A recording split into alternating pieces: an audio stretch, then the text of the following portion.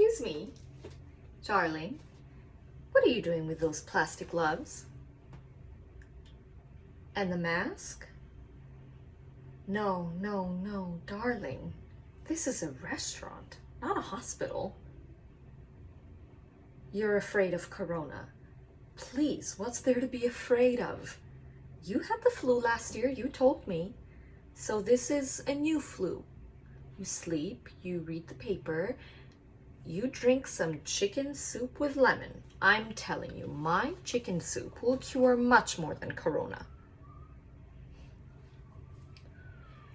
My grandfather was dying of liver cancer.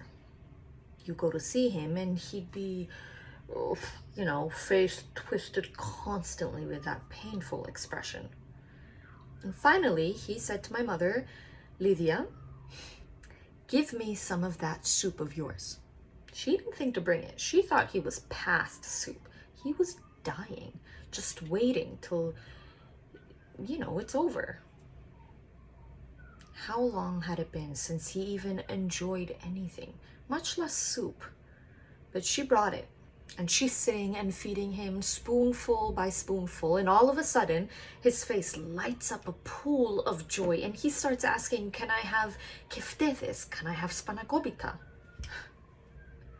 He was an old man, and they were feeding him, I don't know what, some kind of baby cereal, and then the vitamins in tubes, hooked up to all these tubes. You think it looks like plain water, but all the time they're feeding him something, some drug, some medicine that keeps him there, just floating between life and death. And my mother thought, why not? He's going to die anyway. Why shouldn't he enjoy himself? So the next day she brought him keftedes. She cut them into little tiny pieces and fed them little by little to him. And little do you know, his face lights up again. His eyes watery, they close, and it looks like he's already in heaven. And the next day, the same with spanakopita. She cut it into little tiny pieces and she starts feeding it to him. This is the same recipe, just what we serve here, just what I'm making right now. All of it, the soup, the moussaka, all my mother's recipes. You eat here, you never have to worry about getting sick. They don't know it. The kids who come in here, the men with the suits wolfing down their gyro, they don't taste it. But it doesn't even matter. If they know it or not, it's making them well. And then he wanted lamb. And my mother was worried because Sunday lamb is hard to digest even when you're not dying. And she really loved him. My mother was a good daughter. So on Sunday, she brought him lamb. She tore it into little tiny pieces of meat, and he moved it around his mouth before swallowing. And the next Sunday, she did it again. A little lamb, little potato, little red wine. Do you know he lived 2 more years? He got out of bed. He sat on the porch. He liked to listen to the birds.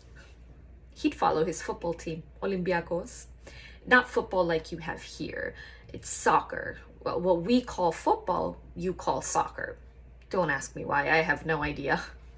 In 2015, they won the series 5 times. No one's ever done that. 5 times in history. 5 times. That night, he went to bed and he never got up again. Little lamb, little potato, little red wine, and a world record. I'm telling you, that man died happy.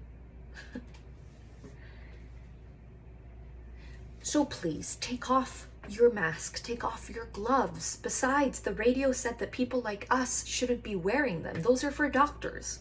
And yes, we are doctors, a different kind, secret. I will show you how to make food that will make the whole world better. whether they know it or not.